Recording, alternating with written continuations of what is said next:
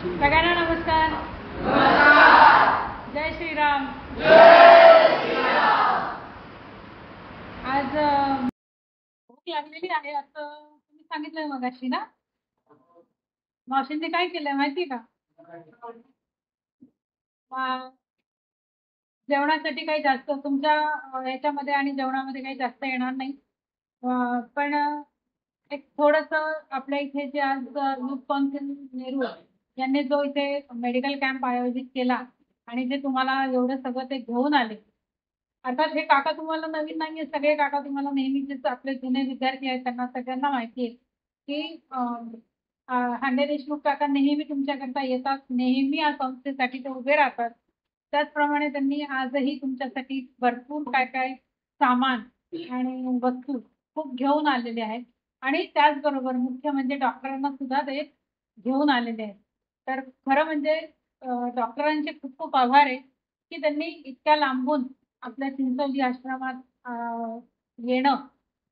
जसं आता काकांनी सांगितलं तसं खरंच सध्या पावसाळ्याच्या दिवसांमध्ये सध्या रस्त्यांची परिस्थिती पाहता खूप म्हणजे तसं रिस्की काम आहे, पण तरी पण त्यांनी तुमच्यासाठी आमच्यासाठी सगळ्यांसाठीच येण्याचं इथे मान्य केलं. त्यामुळे त्यांचे खरंच सर्वप्रथम खूप आभार आहे.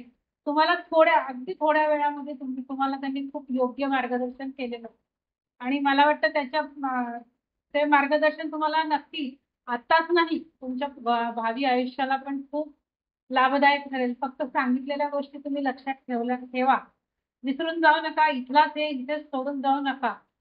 त्यामुळे म्हणजे त्यांचं आणि त्यांची जी टीम आहे आता सत्कार केला त्या सगळ्यांचे आभार की तुम्ही डॉक्टर इथे आलात आणि आमच्या विद्यार्थ्यांना आणि आमच्या संस्थेला वेळ दिला. आणि युथ कौन्सिल तर खूप आभार आहे की ते धावपळ करणं आणि म्हणजे खरोखर त्यांचं जे नाव आहे ना युथ कौन्सिल, ते म्हणतात आम्ही फक्त 70 प्लस आहोत, पण मला त्यांच्याकडे पाहिल्यानंतर कधीच वाटत नाही की ते 70 प्लस आहेत. त्यांचं नावच त्यांनी युथ म्हणून ठेवलेलं.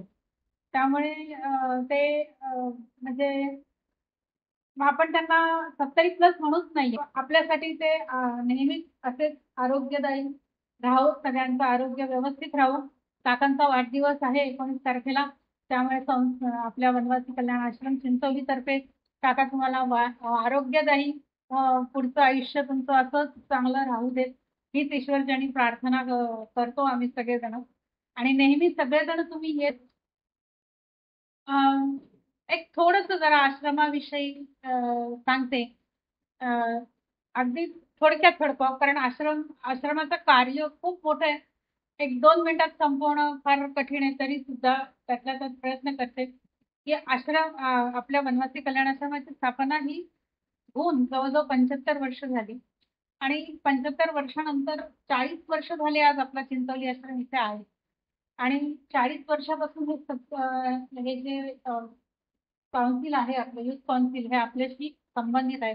हे म्हणजे खूप आज काय म्हणू आपण त्याला, एक भाग्य आहे की इथपासून हे लोक आमच्याशी निगडीत आहेत आणि नेहमी सहकार्य, कधीही काही सांगा, कधी नाही म्हणत नाही, प्रत्येक वेळेला ते उभे राहतात. 40 वर्षापूर्वी आमचा आश्रम पहिले शिरढोणला चालू झाला, नंतर मोरब्याला आला आणि नंतर मग इथे चिंचोलीमध्ये जेव्हा जागा मिळाली तेव्हा इथे 88 सालापासून इथे आश्रम हा सुरू झाला. पहिले 4-5 विद्यार्थी होते आणि 88 सालापासून 30 विद्यार्थी आणि आज आपली इथे संख्या 35 विद्यार्थ्यांची आहे. आज 35 विद्यार्थ्यांची आपण सोय इथे राहण्याची खाण्याची करतो आहोत.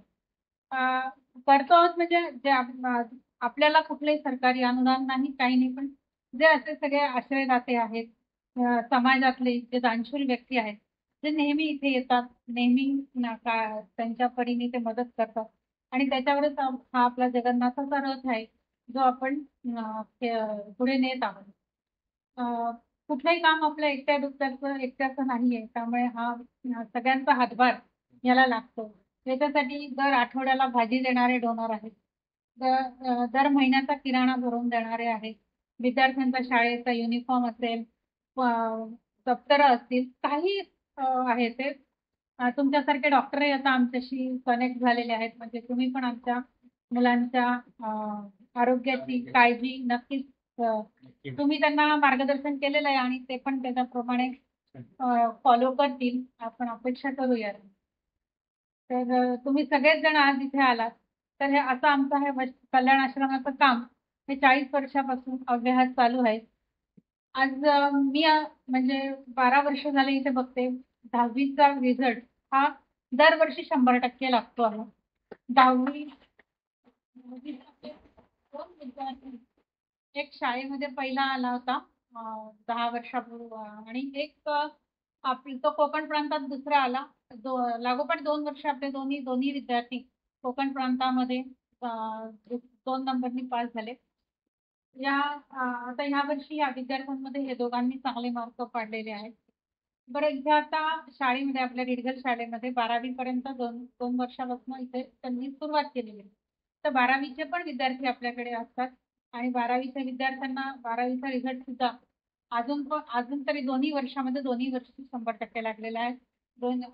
या वर्षी 12वीचा नीरज भस्मा म्हणून जो आहे तो शाळेमध्ये दुसरा आलेला आहे.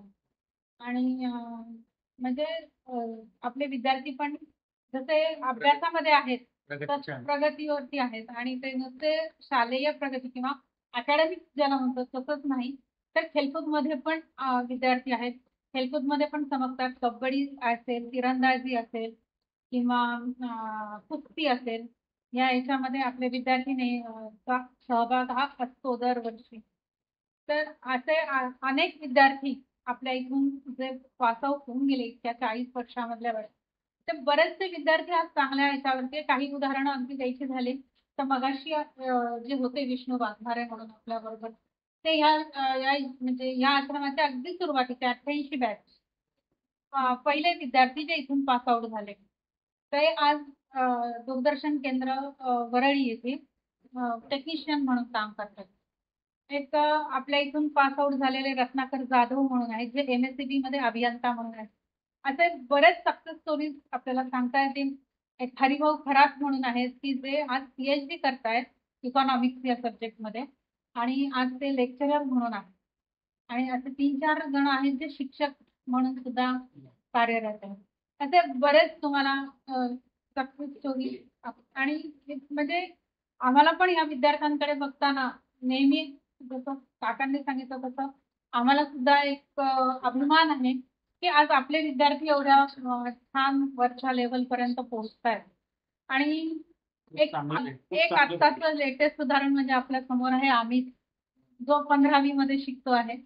12वी इथेच झाला, पण त्याच्या पुढचं पण आपण त्याला हे केलेलं आहे, आणि त्याला पुढे आता त्याच्या मर्जीने तो काय UPSC म्हणा, त्याला पोलीस मध्ये जायचं आहे, तर त्याच्यात तो पण सक्सेस होईल अशी आपण आशा करायला काहीच हरकत नाही. आणि आपण फक्त 12वी पर्यंतच करतो असं नाही, याच्या पुढचं आपला खारघरला आश्रम आहे, आणि विक्रमगडला पण या मोठ्या मुलांची आपली सोय आहे. खारघरला आपले मोठे विद्यार्थी असतात, म्हणजे जे 12वीच्या पुढचे म्हणा किंवा ते नोकरी करायचे, आणि विक्रमगडला पण आपले पुढचे विद्यार्थी. तर म्हणजे एकूण असं सगळं. आणि माणगावला आपली आश्रमशाळा आहे, जिथे 500 विद्यार्थी मुलं मुली एकत्र आहेत, राहायची सोय आहे आणि शिकतात. तर असं आपलं कार्य हे आज अभ्यासपणे कल्याण आश्रमाचं पण आणि त्याचबरोबर चिंचवली आश्रमाचं असं अव्याहतपणे चालू आहे.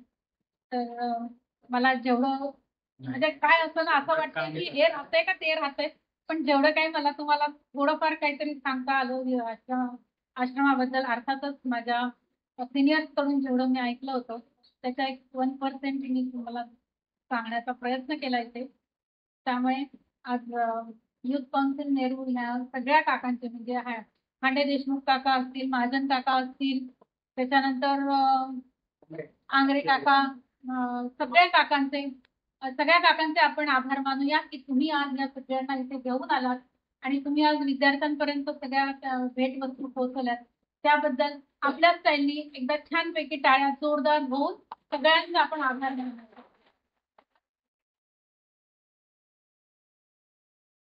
खूप खूप धन्यवाद सर, आणि तुमचे पण खूप आभार. ठीक. हो ना.